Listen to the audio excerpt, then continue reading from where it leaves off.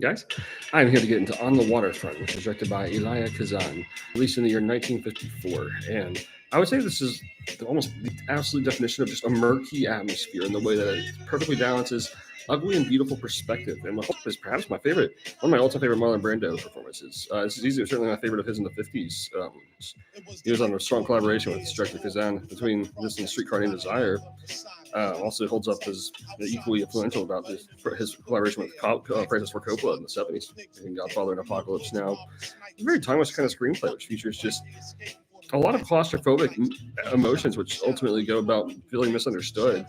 And Marlon Brando is just really significant in this kind of story because he's just trying to find a dramatic way of just stay on top. Like there's a lot of boxing atmosphere going on here, just kind of like feeling like ultimately defeated as the story progresses, but he kind of finds this importance to stand up for himself, and also conveys a massive, wonderful, works like Eva Marie Saint, every bit wonderful here. She is in North by Northwest, and yeah, there's kind of this whole crime story revolving around it, and it's just really perfect from start to finish.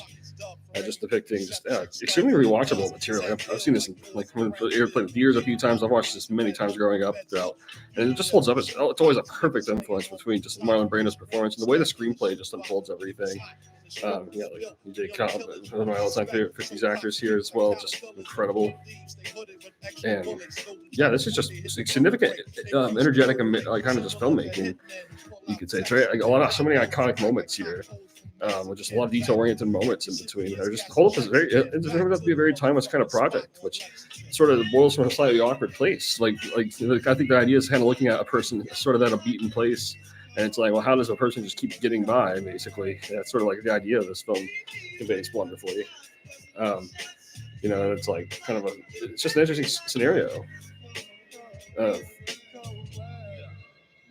Kind of just I don't know, like just bettering a person's creative perspective in a very very awkward kind of ways.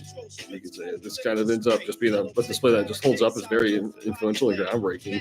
A lot of these scenes are just very close up. They're very explicit. It's just an incredibly well told story. It all holds up as very iconic.